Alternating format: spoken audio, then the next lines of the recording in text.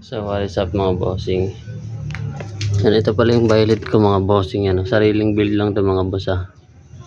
Ano, Ayoto yan mga bossing. Ayoto na 2.5 inch na 65 watts mga boss.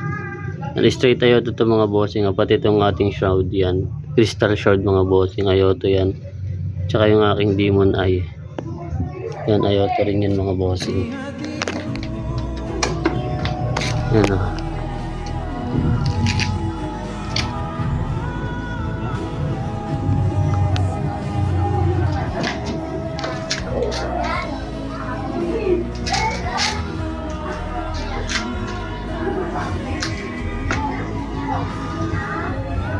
So ganito pala yung kaliwanag mga boss.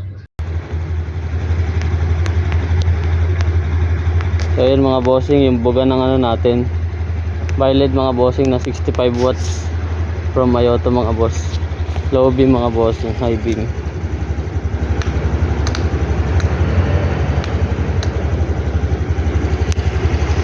Yan, ganyan yun mga bossing. Pakalawak ng sakop niya.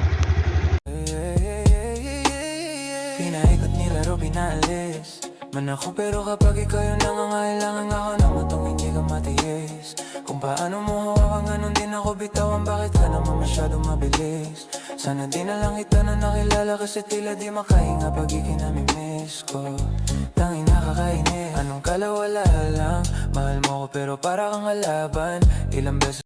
So yun mga bossing, hindi pala to plug and play ah. Kailangan mo mag retrofit ng pinakang housing niya mga bossing, tapos wiring. Tapos bibili ka niyan yung bracket na yan mga bossing yan.